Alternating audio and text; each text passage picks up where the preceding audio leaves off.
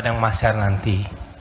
Saya membaca beberapa buku bahwa kehidupan di padang mahsyar nanti itu ada yang mengatakan 30.000 tahun, ada yang mengatakan 50.000 tahun.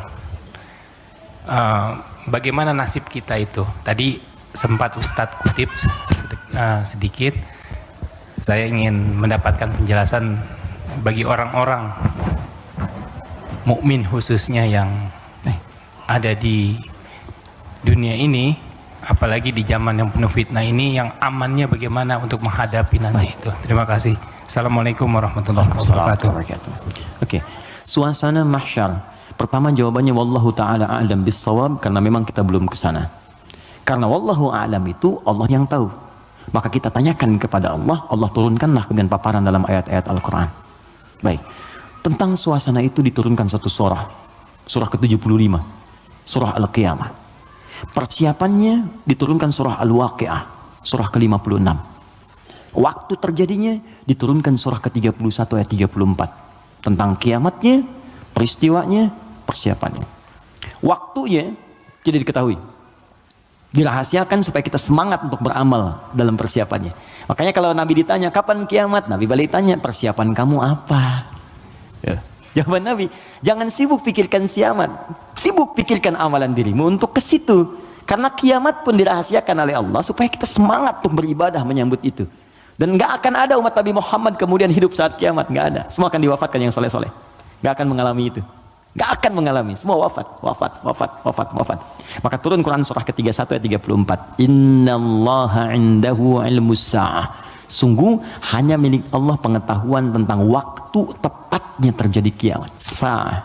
Tuh, diksi Al-Quran tuh indah sekali. Kiamat itu kan di Quran banyak. Malik yaumuddin kiamat. La uqsimu bil yaumil qiyamah, yaumul qiyamah. Yaumul ba'ts, hari kebangkitan. Tapi ketika menunjuk waktu pakai sa'ah. Innallaha indahu ilmus sa'ah. Sa'ah itu kalau sekarang jam. Di jam itu ada menitnya? Ada. Ada detiknya? Ada. Bahkan sampai ke menit detiknya hanya Allah yang tahu. Di sini ada 5 hak prerogatif Allah. 5 yang tidak diketahui oleh siapapun, bahkan even itu malaikat. Makanya di hadis Muslim nomor hadis ke-8, malaikat bertanya pada Nabi, mata sa'ah, kapan terjadi kiamat? Kata Nabi, mal mas'ulu anha bi'a'lama minas sa'il. Yang ditanya tidak lebih tahu daripada yang bertanya. Anak kan yang dekat dengan Allah, yang tahu. Nah, ini ingin menegaskan bahkan saya pun malaikat yang paling dekat dengan Allah nggak tahu kapan terjadinya. Apalagi dukun yang kemudian tiba-tiba ada di bumi. Ya, ahli langit pun nggak tahu masa ahli bumi kemudian tiba-tiba bisa menerawang. Ya, makanya kalau ada yang mengatakan kiamat akan terjadi tanggal sekian, bulan sekian, tahun sekian, udah abaikan aja. Ya, itu paling gampang, sudah jauhi. Saya di Garut dulu tahun 99, itu menjelang tanggal 9, bulan 9, tahun 99, tersebar isu akan terjadi kiamat. Sebagian ada yang sepi tuh, sepi di pasar Garut tuh, Tarogong sepi apa. Saya bilang kenapa nggak pada beraktivitas, isu kiamat menyebar. Tiba-tiba nggak terjadi, diundur katanya ke tahun 2012. Terjadi pengunduran kiamat, Anda bayangkan. Jadi itu poinnya. Jadi kalau waktu, jangan ditanya kapan terjadi. Yang penting untuk diketahui adalah persiapan kita apa. Dan paling dahsyat adalah jika terjadi perbuatan-perbuatan yang dengan perbuatan itu tanda-tanda kemudian kiamat itu semakin menuju dekat. Tapi dekat dalam pandangan Allah dengan kita berbeda. 1 hari bagi Allah hitungannya hari, bagi kita kan 1000 tahun. Ya kan? Bagi Allah dekat nih. Iqtarabatis sa'atu wa ansyaqqal qamar. Bulan telah terbelah, kiamat semakin dekat. Kiamat semakin dekat itu bukan saat Bang Deddy bikin sinetron. 15 abad yang lalu itu turun ayat, kiamat sudah dekat. Itu kalimat Quran. Kiamat sudah dekat 15 abad yang lalu. Cuman sudah 15 abad belum kejadian. Karena bagi Allah tuh gampang, tinggal 10 hari lagi, tinggal 7 hari lagi. Cuman sehari itu kan ribuan tahun. Jelas ya? Maka jangan dipikirkan waktunya. Tapi Nabi kemudian ditanya oleh malaikat, ma amaratuha, apa tanda-tandanya? Ya, idza talidal amatu rabbataha, jika sudah budak melahirkan tuannya, wa antaral hufatal arata, ya, jika seorang budak melahirkan tuannya, jika engkau melihat seorang penggembala bertelanjang kaki, telanjang dada, kemudian berlomba-lomba meninggikan bangunan, ya, budak melahirkan tuannya, itu ada yang menyebutkan suasana sudah mulai terbalik. Halal dianggap haram, haram dianggap halal, yang benar jadi salah, yang salah jadi benar, yang benar dibikin disertasi, dibikin tulisan ilmiah, ya, tiba-tiba dikalahkan oleh yang salah, gitu kan? yang salah kemudian menyebar. Jadi dianggap biasa. Jika sudah maksiat tingkat yang tinggi dianggap biasa, bukan yang rendah. Zina itu min sab'il mubiqat, 7 yang menyebabkan kehancuran. Dosanya besar. Zina itu seperti pembunuhan, dosa besar. Makanya kalau ada yang menghalalkan dosa besar dianggap murtad, keluar dari Islam. Dan dia harus bertobat. Harus bertobat. Makanya kita dorong dengan doa, diarahkan lagi, kan? Mungkin karena ketidaktahuannya, kan? Itu cara berpikirnya demikian. Saya tidak mengajarkan mencela, saya menjauhi itu. Ya, kita ajarkan dengan perasaan baik, kita doakan, tak ajarin lagi sepanjang dia masih hidup. Jadi kalau ada teman-teman yang diajak oleh orang lain terpengaruhi, kita sepanjang kita hidup supaya kita saat ditanya oleh Allah, ringan jawaban kita itu aja. Ya. Apa pernah ada nabi mengharapkan umatnya ke neraka? Tidak. Lantas kenapa Anda memvonis dia sebagai ahli neraka? Alih-alih kita vonis, kenapa nggak kita doakan? Allah itu maha kasih, bukan hanya maha menghukum. Rahmat Allah lebih luas daripada hukumannya. Kenapa sekarang banyak sifat hukuman ditampilkan, kasih sayangnya dihilangkan? Yalah, doakan. Share kebaikan, doakan saudari kita, doakan saudara kita, ajak kepada yang baik. Kalau ada berbuat maksiat, sampaikan. Bukan cuma kamu aja yang pernah bermaksiat. Yang lebih buruk daripada kamu pernah ada dan dia tobat. Masa orang jahiliyah tobat, kamu yang bukan jahiliyah nggak tobat? Nggak keren ah. Gitu. Bagaimana kalau wafat dalam keadaan maksiat? Apa kamu rela ibumu yang sudah mengandungmu melihat anak yang berbuat seperti ini? Kalau kamu kira-kira punya anak, mau nggak kira-kira anakmu berbuat seperti ini? Seperti itu aja. Di ketika ada seorang minta izin untuk berzina, boleh nggak saya berzina ya Rasulullah? Ya, kata Nabi, bagaimana kalau kemudian ibumu berbuat seperti itu? Bagaimana kalau ibumu dizinai? Bapakmu dizinai? Yo, jangan ya Rasulullah. Ya, itu yang kamu zinai itu boleh jadi kemudian dia ibu bagi anak-anak orang lain. Jadi seperti itu cara berpikirnya. Jadi kalau kita selalu mengangkat orang untuk mengarahkan pada kebaikan, maka dakwah ini akan semakin luas diterima dalam kemuliaan dan beban kita pun akan berkurang. Ada saatnya hitam putih itu mesti muncul dalam perkara tauhid. Tauhid itu nggak ada abu-abu, hitam putih. Allah Tuhan, yang lain bukan. Selesai. Tapi fikih itu fleksibel untuk memberikan kemudahan. Sholat nggak bisa berdiri, duduk. Nggak bisa duduk, berbaring. Berbaring sulit, bergerak. Bergerak sulit, berkedip kan? Berkedip sulit, disolatkan. Semua ada turunannya. Ya, selesai sampai tuntas. Oke? Jadi waktu tidak ada yang tahu. Suasana disampaikan supaya kita merasakan dahsyatnya itu. Turun surah Al-Qiyamah. La uqsimu biyaumil qiyamah. Quran surah 75. Wa la uqsimu bin nafsil lawamah. Kata Allah, saya bersumpah kiamat pasti terjadi. Dan saya bersumpah pada saat itu banyak yang menyesal dan mencela dirinya. Lawamah itu pencela. Mencela, aduh kenapa saya nggak begini, nyesel saya begini. Sama kayak Anda misalnya punya masalah dengan pasangan, Anda marah-marah sama istri. Setelah itu Anda menyesal, ya kenapa saya mesti marah sih? Toh jelaskan, duduk dengan tenang juga bisa. Kenapa saya marah ya, saya menyesal ya Allah. Tapi biasanya pertama setan akan menghambat kita untuk berbicara dulu, ditahan, jadi diam-diaman gitu. Itu begitu tuh caranya. Itu di Quran ada. Dan solusinya juga ada. Dan ada penyesalan setelah itu. Sama ke anak juga begitu. Anak berbuat salah terus kita marah ya. Kamu ini kemarin nggak ngerti mama ya. Tapi setelah itu ya Allah kok saya marah sih. Ya, kok saya marah sih gitu kan. Nah itu lawamah namanya. Mencela diri pada sesuatu yang tidak seharusnya terjadi. Hari kiamat lebih banyak lagi. Kenapa dulu saya nggak sholat? Kenapa dulu saya nggak beriman? Kenapa dulu saya begini? Itu kiamat. Dan itu sudah bukan ranah kita lagi. Kata Allah, kalian yang beriman wafat dulu supaya nggak melihat hiruk pikuk orang. Udah. Biarkan mereka sibuk menyesali dengan apa yang telah mereka kerjakan. Karena kamu dakwahi, nggak mau beriman juga. Diberikan 5 kali sehari petunjuk dari bangun tidur sampai tidur lagi. Nih Allah nih, syahadatlah, ayo sholat, ayo beramal. Ini Allah nih, Allahu Akbar. Bahasa Arabnya, ya asyhadu an la ilaha illallah. Kan 5 kali kan? Dari bangun tidur sampai tidur lagi. Sepanjang hidup loh, setiap hari. Kurang apa lagi? Kurang apa lagi? Dan lafaz ini, kenapa disebut adzan? Apa artinya adzan? Panggilan. Apa artinya panggilan? Adzan. Saya memanggil kamu kemarin, saya mengadani kamu kemarin. Tidak. Adzan itu panggilan, tapi bukan sekedar panggilan. Adzan itu seakar juga dengan kata uzun, jamaknya adzan, artinya telinga. Kenapa lafaz ini disebut dengan adzan? Karena Allah menjamin lafaz ini satu-satunya lafaz di muka bumi yang terus akan didengar oleh orang yang masih punya pendengaran di telinganya. 24 jam tidak berhenti.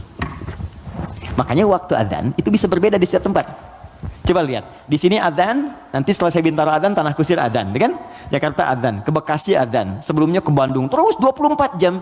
Itu Mesir selesai adzan, Libya selesai Tunis adzan, Maroko adzan. Demikian terus 24 jam diperdengarkan supaya kita nggak punya alasan lagi di hadapan Allah Subhanahu wa taala. Makanya orang-orang yang nggak mau beriman sampai dengan kiamat dalam persepsi kita umat Islam, nanti yang beriman diwafatkan dulu supaya kamu nggak capek lagi melihat hiruk pikuk mereka. Kamu istirahat aja nanti sampai saat hisab selesai. Jadi begitu kiamat terjadi, kacau semuanya. Yang sedang disebutkan di surat Abasa itu, ya, bagaimana seorang yang mengandung tiba-tiba bisa keguguran. Ya yauma yafirul mar'u min akhi wa ummihi wa abi wa fasilatihi tuwi, ya, wa man fil ardi jami'a. Semua orang enggak akan ingat, Pak. Kata Al-Qur'an saking dahsyat, jangankan gini ya, maaf. Gempa terjadi. Apa Anda masih bisa ingat dengan teman-teman ini? Demi Allah saya katakan, gempa goyang dikit dah keluar, lari semua. Masing-masing menyelamatkan dirinya. Dalam bahasa Arab, sekali gempa disebut zilzal. Kalau digoyang, idza zulzilatil ardu, sekali. Ya, sekali, kalimatnya sekali. Zulzilatil ardu itu artinya goncangannya menghancurkan yang atas, hancur semua ke bawah. Jelas? Tapi kalau disebutkan 2 kali, kalimat keduanya bentuknya bisa verb, kata kerja, atau juga noun, bisa kata benda. Bisa fi'il, awas, bisa isim, kata kerja atau kata benda. Fokus. Kalau kata kerja diulang 2 kali. Idza zulzilatil ardu zulzilat. Kalau kata benda untuk menunjukkan suasana hancur semua bendanya pakai kata benda zilzal. Idza zulzilatil ardu zilzalaha. Kalau disebutkan 2 kali itu bukan yang atas hancur ke bawah, tapi yang di bawah naik semua ke atas. Push. Kata Allah, kalau semua orang sudah nggak peduli dan menganggap biasa gempa-gempa dengan skala-skala tinggi yang menghancurkan yang atas hancur ke bawah, sudah nggak peduli dianggap biasa. Udah jadi berita aja, gempa Ambon sekian, gempa Palu sekian, gempa Aceh sekian, gempa sudah biasa. Nanti saya akan datangkan gempa yang tidak biasa, yang membuat semua orang baru merasakan apa yang terjadi. Saya naikkan semua yang dibawa ke atas. Wa akhrajatil ardu athqalaha. Baru orang berkata, wa qala al insanu malah. Ini ada apa ya? Ada apa ya? Anda ini dikasih gempa biasa aja, yang biasa, itu semua keluar, lari. Bursa efek keluar, yang di pegawai ini keluar, pekerjaan kantor keluar semua karena ketakutan. Nanti mau lari kemana? Karena yang di bawah ini diangkat ke atas semua. Saat itu kita sudah nggak ada. Karena orang beriman oleh Allah tuh diistirahatkan. Istirahat dulu aja, biar hancur semua dulu. Baru dibangunkan lagi, muncul lagi. Itu di surah Qiyamah. Al-Qiyamah, suasananya di Abasa ada. Terus cara berbekalnya, bukalah kemudian surah Al-Waqi'ah. Makanya sering kita diminta baca Al-Waqi'ah. Kan berurut tuh, 55, 56, 57 kan? 55 apa? Ar-Rahman, kan? Nah, jangan dibaca saat pernikahan aja, ya. Saat lamaran baca Ar-Rahman. Sekarang tuh keren, tapi saya senang bagus-bagus sekarang pakai Al-Quran, ya. Sampai ada seorang kiai kedatangan 3 orang, ya, untuk melamar putrinya, cantik, bagus, soleha. 3 orang datang melamar, pertanyaan pertama Quran. Anda siapa namanya? Saya Anas, Pak. Bagus, baca surat Anas. Anas. Ya bagus katanya. Yang kedua siapa namanya? Saya Torik, Pak. Ya, baca At-Torik. Baca bagus ya. Yang kedua belum disuruh udah pucat tuh. Adik siapa namanya? Saya Imran, Pak. Tapi dia pintar. Tapi panggilan sehari-hari kulhu, Pak. Ya Allah, udah sini. Oke, jelas ya Mas Bim ya? Oke, jadi baca surat Al-Waqi'ah untuk berbekal. Wa ashabul yamini wa ashabul yamin. Yang pegang tangan di tangan kanannya saat kiamat itu enak banget, tinggal menikmati surganya. Ada yang pertamanya sabiqun as-sabiqun, yang duluan masuk surga. Tapi mereka golongan sedikit.